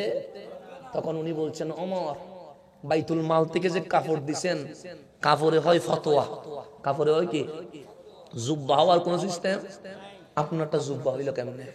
ফারুক আজম বলেন, হ্যাঁ, আমি জবাব দিতে বাধ্য, আমি জবাব দিতে। আব্দুল্লাহ ইবনে ওমর, তুমি দাঁড়াইয়া উত্তর দাও। তখন আব্দুল্লাহ ইবনে ওমর দাঁড়াইয়া বললেন, বাইতুল মালের কাপড় কি সবাই পেয়েছেন? সবাই হাত তুলে বললেন, হ্যাঁ পাইছি। বুঝে পেয়েছেন সবাই? হ্যাঁ। কাপড় কতটুকু হয়েছে? সবাই বললেন, অর্ধেক হয়েছে। কিন্তু ওমরেরটা তো পুরা জুব্বা হইছে, কেমনে হইলো? তখন আব্দুল্লাহ ইবনে ওমর বলে, আমি কি মদিনার নাগরিক? হ্যাঁ। আমি কি একটা কাপড় পাইতে পারি? অবশ্যই পাইতে পারেন। আমার বাবা কি নাগরিক? হ্যাঁ। আমার বাবা কি একটা কাপড় পাইতে পারে? অবশ্যই পাইতে পারে। তো বাবাও একটা কাপড় পাইলেন, আমিও একটা। 2 জনে দেখলাম ফতোয়া হয়, জুব্বা হয় না। আমি ছেলে হিসেবে আমার কাপড়টা আমার বাবারে গিফট দিয়েছি, 2টা কাপড় মিলে একটা জুব্বা হইছে। এখন তোমরা বলো, আমার বাবা দুর্নীতি করছে না? তোমরা বলো, আমার বাবা দুর্নীতি করছে না? দেখেন ইসলামের হিসাব কারে কয়। আর এখন মসজিদে সুর, জুতা সুর বাইলে যে জীবনে মারা না, এটাও 3টা ঘুষি দিয়ে দেয়। কারে? জুতা সুর। এরকম আছে না? জুতা সুরে যদি জুতা বিক্রি করে কয় টাকা হবে? 150 টাকা, 200 টাকা। 200 টাকা দিয়ে কি ঘর চলে? তো নিশ্চয়ই এই জুতা সুরে জুতা চুরি করছে অভাবে ভরে। কিসে ভরে? অভাবের চোর। তাহলে ওরে ধরে মসজিদের খতিব, ইমাম, কমিটি, মুসল্লি সবাই মিলে 10-12 হাজার টাকা তুলে দরটিটা দিয়ে সবজি বিক্রি করিস, জুতা চুরি করিস না, তাহলে এ জীবনে চুরি করবেন? এটা জীবনে কেউ করে না। যে জীবনে গুজি দেয় নাই, ইতো 3টা মারি দেয়। কারে? জুতা চোর রে। আর কলম দিয়ে যে কোটি কোটি টাকা দুর্নীতি করে, ইতারে মাহফিলের প্রধানতি দিতে। এরকম আছে না? আছে। যত চোর সবগুলো প্রধানতি। কোথায়? বাংলাদেশে। তো মাহফিল কবুল হবে কেমনে? মাহফিলের প্রধানতি চোর, কবুল হবে? মাহফিল কবুল হবে? এটা মিথ্যা বলছে, সত্য বলছি। এটা কলমের সুর। আর কি? কিসের সুর? কলম। আমরা অনার্স মাস্টার যারা করছে চুরি করে, কি দিয়ে? কলমের সুরি দিয়ে। এটা কলমের সুর কি কেউ সুর বলে না, ওই জুতা সুর দিয়ে সবাই কি বলে? সুর বলে। সেই জন্য আমি দেখলাম বাংলাদেশে মানুষ যারা উন্নয়নে অবদান রাখছে, কেউ শিক্ষিত না। কৃষকে বাংলাদেশে উন্নয়ন রাখছে, প্রবাসী বাংলাদেশে উন্নয়ন রাখছে, গার্মেন্টস শ্রমিক বাংলাদেশে উন্নয়ন রাখছে। শিক্ষিত সমাজ কি করছে? ওরাও বড় অবদান রাখছে। কি করছে জানেননি? বিশ্বের মধ্যে বাংলাদেশে দুর্নীতিতে 5বার চ্যাম্পিয়ন বানাই দিছে। কারা? শিক্ষিত মাইয়ে। কলমের সুরেগুলা, আর এগুলো হয় সভাপতি, এগুলো হয় প্রধান অতিথি, এগুলো হয় বিশেষ অতিথি। তো মাহফিল কবুল হবে কেমনে? সুরে ভরে গেছে মাহফিল। কথা ঠিক না? আল্লাহ যেন আমাদেরকে বুঝার তৌফিক দান করে। ওদের জন্য লাল গালিচা বিছায় বসে থাকে, তো পাবলিক মানুষ হবে কখন? আল্লাহ যেন আমাদেরকে বুঝার তৌফিক দান করে। এখন সামনের দিকে যাই, যেটা বলছিলাম সেখানে চলে যাচ্ছি, গভীরভাবে খেয়াল করবেন। আমি যেখানে ছিলাম সেখানে চলে আসলাম, কথা আমি গুছাই ফেলছি, আর বেশি দিন নাই। আমাদের চেয়ে দামি আর কেউ আছে? এই মাথার দাম আছে না নাই? আছে। তা আমার নবী বললেন, সাহাবী বান্দা বান্দারে সিজদা করতে পারবে না। এখন যে কথাটা বললাম, কোরআন খোলেন, কোরআন খুলে দেখবেন আল্লাহ আমাদের বড় প্রশংসা করেছে, আপনাদের বড় প্রশংসা করছে। কেন? আমরা নাকি বড় দামি? কে বলছে? আল্লাহ। আমি বলি না, আল্লাহ বলছে আমরা নাকি বড় দামি। কেমন দামি জানেন? আল্লাহ বলে, কুনতুম খায়রা উম্মাহ, আসছো সবার শেষে, কিন্তু এমন সেরা হইছো জান্নাতে যাবে সবার আগে। জান্নাতে যাবে সবার। শুধু তাই নয়, মুসা আলাইহিস সালাম দামি না অদামি? বেশি না কম? বেশি। উনি একজন নবী, উনি একজন রাসূল, ওনার উপর তাওরাত কিতাব নাজিল হইছে। আল্লাহ সবার সাথে কথা বলেছে রুহুল আমিন জিবরিলের মাধ্যমে, কিন্তু কালিমকে তুরে সাইনাই নিয়ে গিয়ে মালিক পর্দার অন্তরালে মিন ওয়ারাইল হিজাব আল্লাহ গোপন হইয়া কথা বলেছে। তো গোপন হয়ে আল্লাহ ডাইরেক্ট কথা বলা, এটা মুসা আলাইহিস সালামের শান। আর পর্দা সরায়া ডাইরেক্ট সরাসরি কথা বলা, এটা আপনার আমার নবীর শান। এখন তিলকার রুসুলু ফাদ্দালনা, এই আয়াতটা মুসা আলাইহিস সালামের শান নাযিল হয়েছে। তিলকার রুসুলু, এই 313 জন রসুলের মধ্যে আমি একজনকে আরেকজনের উপর কি করছি? উপরে তুলছি। এটা মুসা আলাইহিস সালামের শানে নাযিল হয়েছে। তো মুসা আলাইহিস সালাম দামি না অদামি? যখন তুরে সাইনাই গেলেন, মালিক বলছেন উম্মতরে দাওয়াত দাও, বনি ইসরাইলের দাওয়াত দাও। সে কি বলতাম? সে বলবে লা ইলাহা ইল্লাল্লাহ। বনি ইসরাইলের দাওয়াত দাও। কালিম তুরে সাইনা থেকে নামলেন। তুরে সাইনা সহজ জিনিস না। আমি 5 বছরে মিশরে থাকি, একবার উঠছি, জীবনে আর উঠবো না বলে আল্লাহরে বলে আসছি। কেন? একবার উঠি, নামার পর 3 দিন ঘুমাইতে হইছে, শুধু ব্যথার ওষুধ খাইছি। কালিম নাকি দিলি 3 বার উঠছে, আমি জানি না কেমনে উঠছে। উনি নাকি ব্যথার ওষুধ খায় নাই। তো আমার মন জিজ্ঞেস করছে, আমি একবার উঠে আল্লাহরে বলে আসছি, মালিক কালিমের সদকায় আমাদের দোয়া কবুল করো। এটা বলি যে আমি আসছি। 5 বছরে আর একবারও যাওয়ার সাহস করি নাই। কিন্তু কালিম নাকি 3 বার উঠছে, 2 বারও উঠছে। এমন কোন দিন নাই তুরে চাই নাই উঠে নাই। অথচ একবার উঠলে পাগুলো ফুলে যায়। এখন ওঠার জন্য কিছু সিঁড়ি হইছে, মাঝখানে খাবারের দোকান হইছে। কালিমের জমানায় তো দোকানও ছিল না, ওঠার মতো সিঁড়িও ছিল না। কিন্তু 2 বার উঠছে, 3 বার উঠছে। কালিমের দরগাতে গিয়ে জিজ্ঞেস করেন, কালেম আমি একবার উঠলে 3 বার 3 দিন বিছানায় শুয়ে থাকতে হয়, আপনি ডেলি 2-3 বার উঠলেন কেমনে?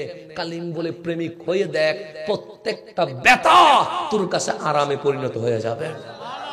কালিম কথা বলছেন, আসলেন, এসে বললেন, ইয়া বনি ইসরাইল তাআলাউ বিনা, এদিকে আয়। বনি ইসরাইল আসলেন, কি বলতে চাও? বলে আমারে বিশ্বাস হয়নি। বনি ইসরাইল বলে, হয়, আমি নবীউল্লাহ, আমি রাসূলুল্লাহ, আমি কালিমাতুল্লাহ, আমাকে নিয়ে কোনো সন্দেহ আছে? সন্দেহ নাই। কিছু বলবেন? লা ইলাহা ইল্লাল্লাহ, আল্লাহ ছাড়া কোনো মাবুদ নাই।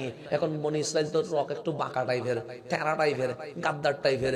যারা আরব দেশে আছেন ওরা জানেন মিশরীরা কতটুকু বাঁকা হইতে পারে। এটা যারা প্রবাসে আছেন ওরা জানে, ওদের ভালো অভিজ্ঞতা আছে। কারণ ফেরাউনের মতো আর কি, এরা একটা কি বাঁকা টাইপের, ওরা বাঁকা টাইপের। ওরা বলেন, লান নুমিনা লাকা হাত্তা নারাল্লাহ জাহরাতান, মুসা ঈমান আনবো না হাত্তা নারাল্লাহ জাহরাতান, 2 চোখ দিয়ে যদি আল্লাহ না দেখি তুমি 100 বার নয়, তোমার বাবা সহ যদি এসে বলো লা ইলাহা ইল্লাল্লাহ, ঈমান আনবো না। 2 চোখ দিয়ে কারা দেখতে হবে? আল্লাহ বলে, যদি তোমার উম্মতের মধ্যে একজনও ঈমান না আনে তারপরেও আমি দেখা দিব না। কারণ আমি দেখা দিলে সবাই তো মুমিন হবে, জাহান্নাম তো আর খালি রাখবো না। আমি আল্লাহ দেখা দিয়ে মুমিন বানাবো না, আমি আল্লাহ দেখা না দিয়ে মুমিন বানাবো। কি না দিয়ে? দেখা দিলে 2টা ঝামেলা আছে। একটা ঝামেলা, একটা হচ্ছে ভয়, আরেকটা হচ্ছে লোভ। কয়টা আছে? আমি বুঝাইলে আপনারা বুঝবেন। কিছুদিন আগে নির্বাচন গেছে না, অনেক এমপি ছিল, কি ছিল, এমপি গেলে আমরা সালাম দিছি না, সম্মান আর কি। আসলে কোথা নিয়ে আসছি, চেয়ার ওনাকে নিচে বসতে দিছি, ওনার আগে পুলিশ র্যাব আর্মি আসে না নাই। এবার নির্বাচনে অনেকে হারিয়ে গেছে, হারিয়ে যাইতে দেরি, পাবলিক গাড়ি তো ভাঙছে, এমপি দের সব মারা শুরু করছে। কথা ঠিক না? এরকম হয়েছে নি? হয়েছে, চট্টগ্রামে হয়েছে তো না, চট্টগ্রামে হয়ে গেছে। তাহলে এমপি ছিল, সালাম ছিল, এমপি চেয়ার শেষ, মাইক দিতে। এই সম্মানটা কি মন থেকে ছিল না এটার মধ্যে ভয়ে ভয়ে সম্মান করছে? পুলিশ দেখি ভয় পেয়ে গেছে, র্যাব দেখি ভয় পেয়ে গেছে, সামসা দেখি ভয় পেয়ে গেছে, ক্ষমতা দেখি ভয় পেয়ে গেছে, ক্ষমতা শেষ, লাইতে আর কি করে নাই। তাহলে এই সম্মানের মধ্যে কি ছিল? ভয় ছিল, ভয় ছিল। এখন ক্ষমতা যখন শেষ আর ভয় আছে, এখন পাবলিকের গুসা যা আছে, কেউ গাড়িতে ভিড়ায়, কেউ তারে ফিট বেড়ায় বেড়ায় কি করায়, ফিটায়। এটা মানে ভয়ে সম্মান। আরেকটা সম্মান আছে, আপনারা অনেকেই স্লোগান দিছেন অমুক ভাইয়ের চরিত্র দিছেন না? আপনি জানেন দুর্নীতিবাজ, জানেন না? জানার পরেও স্লোগান দিছেন না? কি শুনে মহব্বতে না, প্রতি মাথায় 200 টাকা। প্রতি মাথায় কত? এটা কি মিথ্যা বলছে? মুসলমান বিক্রি হয়েছে কয় টাকা দিয়ে? 200 টাকা দিয়ে স্লোগান দিচ্ছে অমুক ভাইয়ের চরিত্র। তখন জিজ্ঞেস করলেন চিনস না, আমাদের তো বড় সূত্র, তো সুজ জানানোর পরে তুই স্লোগান দিছিস কেন? টাকা টাকা 200 টাকা ঢুকে গেছে সেই জন্য। তাহলে এটা কি সম্মানে না লোভে? লোভে। তাহলে একটা সম্মান হচ্ছে লোভে, টাকা টাকা টাকা, আরেকটা হচ্ছে ভয়ে। যখন সম্মান শেষ, ভয় শেষ, লোভ শেষ, গালি দিতে আবার দেরি করে না। তা আল্লাহ বললেন আমি যদি দেখা দে কেউ জান্নাতের লোভে ঈমান আনবে, কেউ জাহান্নামের ভয়ে ঈমান আনবে, আমি আল্লাহ ভয়েও ঈমান চাই না, লোভেও ঈমান চাই না। আমি আল্লাহ দেখা দিব না, দেখবো আমার বান্দা মুহাব্বতে ঈমান আনে কিনা। মুহাব্বতে ঈমান। এখন মুসা আলাইহিস সালামের উম্মত বলছে লান নুমিনা লাকা হাত্তা নারাল্লাহ জাহরাতান, আল্লাহর না দেখলে ঈমান আনবো। এখন কামলিওয়ালা আসছেন, কে আসছেন? কামলিওয়ালা আসছেন। আমার রাসূল বললেন উম্মত একটা কথা বলবো। আমরা বললাম বলেন না। আমার নবী বলেন লা ইলাহা ইল্লাল্লাহ। আমরা বলি আল্লাহ কই, জিজ্ঞেস করি নাই। দেখতে কেমন, জিজ্ঞেস করি নাই। আল্লাহ খাওয়া দাওয়া করে কিনা, জিজ্ঞেস করি নাই। আল্লাহর কোনো সংসার আছে কিনা, জিজ্ঞেস করি নাই। আমার আল্লাহ আমাদেরকে কিভাবে দেখেন, জিজ্ঞেস করি নাই। আমরা বললাম কামলিওয়ালা রাসূল বলেছেন, কোনো সন্দেহ নাই, আমানো। আমরা সবাই ঈমান নিয়ে আসলাম। আল্লাহ বললেন আমিনু বিল্লাহ, আমিনু বিল্লাহ, আমিনু বিল্লাহ, ঈমান আন, ঈমান আন। কামলিওয়ালা বললেন আমিনু বিল্লাহ, আমিনু বিল্লাহ, ঈমান আন। আবু বকর, ওমর, উসমান, আলী থেকে শুরু করে মাহদি তক সবাই বললেন লা ইলাহা ইল্লাল্লাহ। আল্লাহ ডাক দিয়ে বললেন মুসা তোমার উম্মত বলেছে লান নুমিনা লাকা হাত্তা নারাল্লাহ জাহরাতান, দুই চোখ দিয়ে আল্লাহ না দেখলে ঈমান আনবো না, ঈমান আনবো না। কিন্তু আমার হাবিবের উম্মত কেমন জানো? মুসা বলে কেমন? আল্লাহ বলে আল্লাযিনা ইউমিনুনা বিল গায়ব, বিল গায়ব, বিল গায়ব। জীবনে দেখতে চাই নাই, দেখতে চাই নাই, শুধু আমার নবীর জবান থেকে শুনে মুহাব্বতে আমি আল্লাহর উপরে ঈমান নিয়ে এসেছি।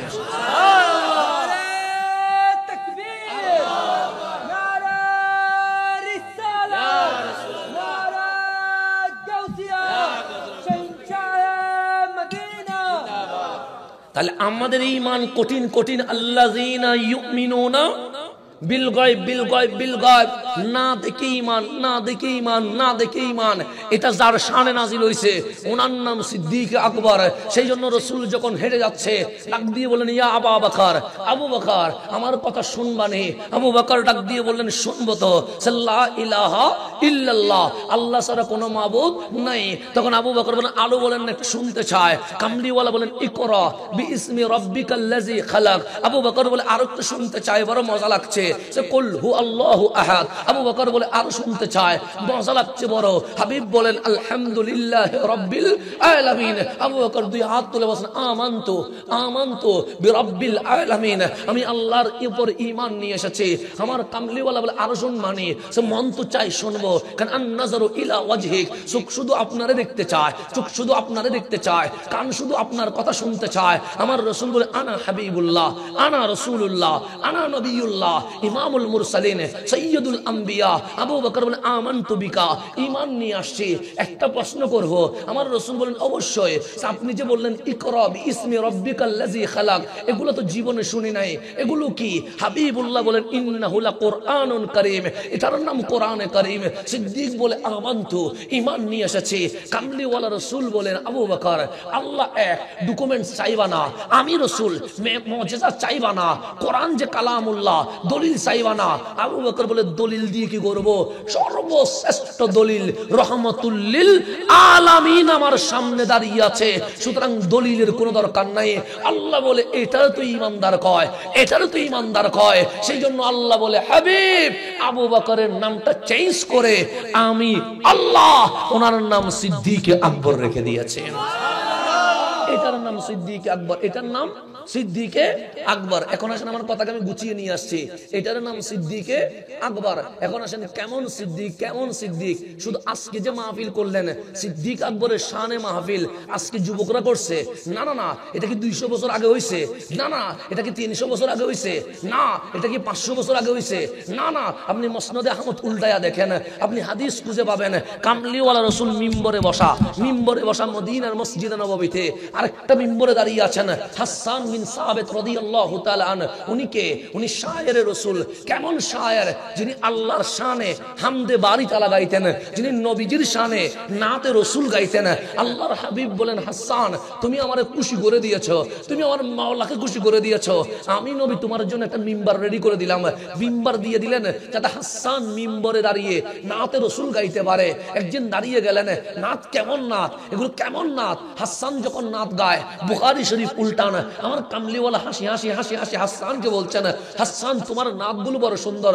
কখনো বলে হাজাউতা মুহাম্মাদান, কত সুন্দর লাগে। কখনো বলে ওয়া আজমালু মান মিনকা লাম তারাহু কাত্তু আইনিন ওয়া আতিয়াবু মিনকা লাম তালিদুন নিসা খুলিকতা মুবাররাম মিন কুল্লি আইবিন কাআন্নাকা কাদ খুলিকতা কামা তাশা। তোমার নাতগুলো বড় সুন্দর লাগে। হাসান যখন তুমি নাত গাও টেনশন করো না, কারণ কবি যেদিকে কবিতা লিখতে গেলে একটু অপেক্ষা করতে হয়। এই লাইনের পর এই লাইন কি হবে, এই লাইনের পর এই লাইন কি হবে, এটা নিয়ে ভাবতে হয়। আল্লাহর রাসূল বলেন হাসান জীবনে কোনোদিন ভাবতে হবে না, তুমি দাঁড়াতে দেরি হামদে বারি তাআলা নাতে মুস্তাফা তোমার জবান থেকে বের হতেই থাকবে, হতেই থাকবে। কেন?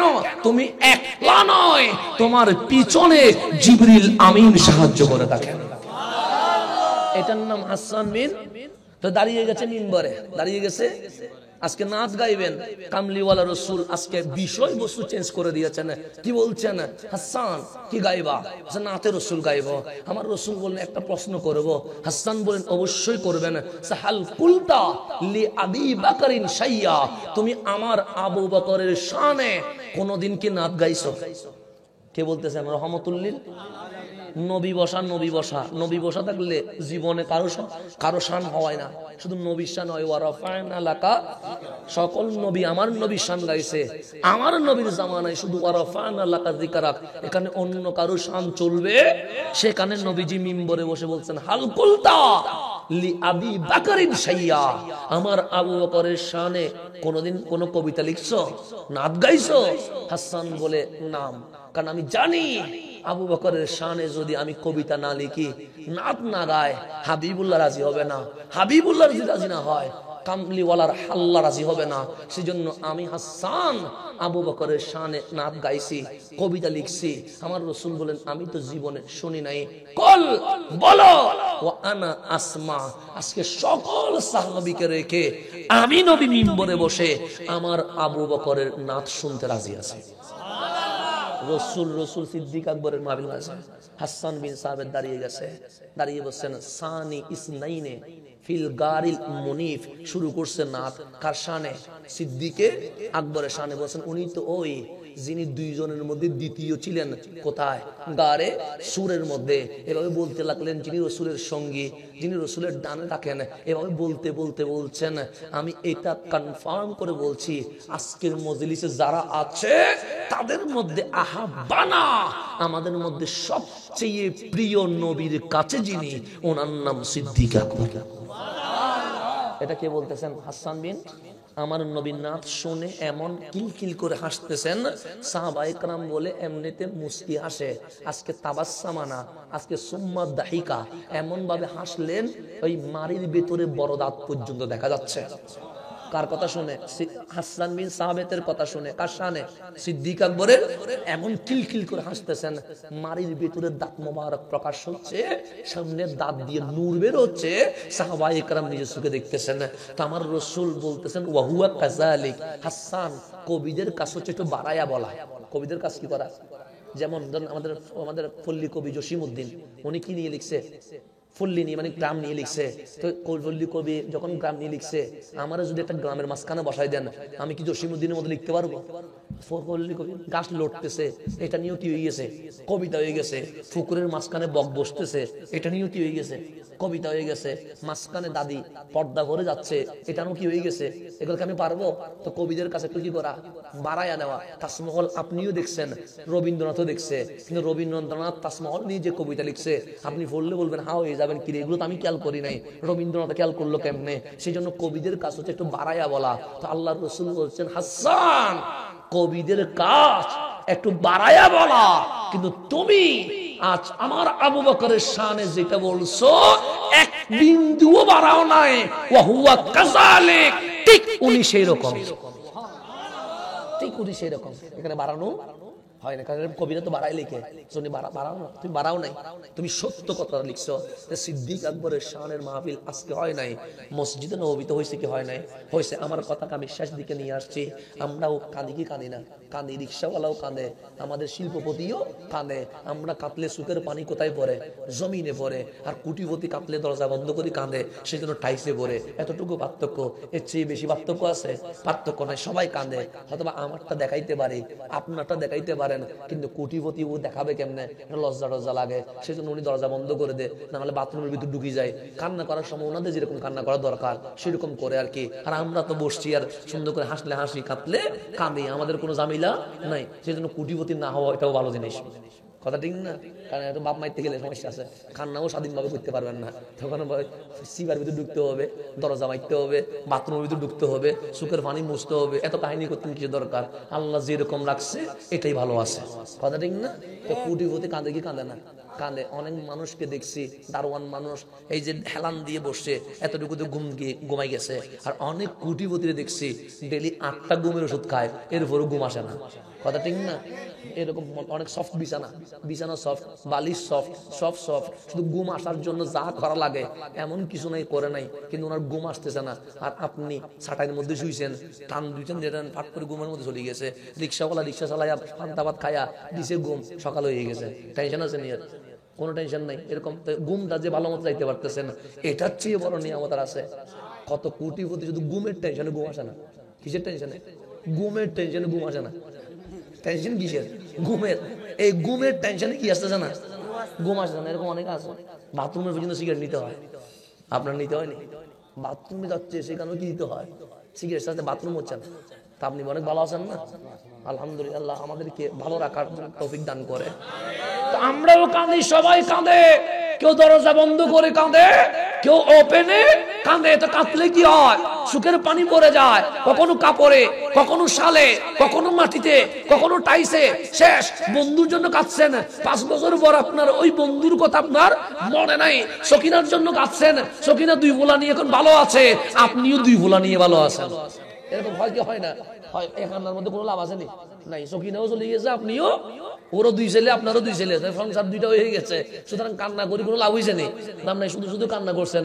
মাঝে মাঝে আমরা দেখতাম, আরে কান্না করলাম কার জন্য, মনেও নাই। এরকম অনেক সময় হয় কি হয় না? হয়। আমি যার জন্য কাঁদি তার কথা মনেও থাকে না, এরকম হয়ে যায়। তো দুনিয়ার জন্য তো কাঁদলাম, চোখের পানি কোনো মূল্যায়ন হয় নাই। আল্লাহ বলে কাঁদছিস অনেক, কিন্তু চোখের পানি দিয়ে কি হবে? তা আমরা কাঁদলে মা দেখলে তখন বলে, বাবা কাঁদিস না, আমি তো আছি। মায়ের শাড়ির আঁচল দিয়ে চোখের পানি মুছে দেয়, বাবা পিঠে হাত দিয়ে বলে কাঁদিস না, কেউ যদি তোরে জায়গা না দেয় আমি বাপে অন্তত রিক্সা চালায়া তোরে জায়গা দিব। বন্ধু বলে কাঁদিস না, আমরা তো তোর বিপদের বন্ধু আসি তো। এরকম অনেক সময় সান্ত্বনা দেয় কি দেয় না? দেয়। সিদ্দিক আকবর গারে সুরে কামলিওয়ালা রসুলকে কুলে নিয়ে একবার নবীর দিকে তাকায়, একবার গর্ত দিয়ে বাইরে তাকায়, দেখে বাইরের মধ্যে আবু জাহেল, আবু লাহাব, উতবা, সাইবা, মক্কার মুশরিকদের তরবারি জন জন জন জন করছে। একজন বলছে দেখো না, এটা আবু বকরের পায়ের চিহ্ন, এটা আবু বকরের নবীর পায়ের চিহ্ন। সিদ্দিক বুঝে গেছে পায়ের চিহ্ন যেটা ধরছে আর 2 কদম উপরে উঠলেই তো আমাদেরকে পাইছে। এখন সিদ্দিক কান্না করছে, কান্না করছে এমন ভাবে যেন নবী কষ্ট না পায়, কোন আওয়াজ না হয়, কিন্তু চোখের পানিটাও যেন নবী চিনে। গড়ায়া দাড়ি হয়ে শরীরে পড়ে নাই, কাপড়ে পড়ে নাই, ডাইরেক্ট আমার নবীর চেহারা মুবারকে পড়ে গেছে। আমার নবী চুপ করে দেখেন আবু বকর কাছে, রাসূল বসে গেলেন, ডাক দিয়ে বলেন লা তাখাফিয়া আবু বকর, আবু বকর কোনো ভয় করো না। আবু বকর বলে ভয় করছিলাম কখন?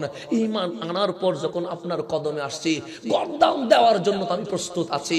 আরে ভয় তো নিজের জন্য হয়, আমি তো জীবনে কোনোদিন ভয় পাই নাই। কাঁদছো কেন? সে কাঁদছি টেনশনে। কিসের টেনশন? আমি যখন বের হব আমি তো শহীদ হয়ে যাব, কিন্তু আমি শহীদ হওয়ার পর এখানে আপনি আর আমি ছাড়া আর কেউ নাই, আমাদের অস্ত্র নাই, বোমা নাই, তরবারি নাই, কিন্তু এগুলো তো তরবারি নিয়ে আসছে। আপনি তো একা হয়ে যাবেন, আপনার যদি কিছু হয়ে যায়, আবু বকরের গর্দান যাওয়ার পরেও আবু বকর নিজেকে মাফ করতে পারবে না। আমি কাঁদছি নবীর ভালোবাসায়, নবীর ভালোবাসায়। আল্লাহ ডাক দিলেন হাবিব, মানুষ কাঁদলে বাবা সান্ত্বনা দেয়, মা সান্ত্বনা দেয়, বন্ধু সান্ত্বনা দেয়। আমার আবু বকর আজকে কাঁদছে, মায়ের জন্য নয়, বাবার জন্য নয়, বিবির জন্য নয়, পরিবারের জন্য নয়, ব্যবসার জন্য নয়, আমার হাবিবুল্লাহর জন্য। আমি আল্লাহ চাই আমার আবু বকরকে আমি সান্ত্বনা দিব, দুনিয়ার কেউ যেন সান্ত্বনা না দেয়। আল্লাহর ডাক দিয়ে বললেন আবু বকর আপনি কাঁদিয়েন না। কেন কাঁদবো না?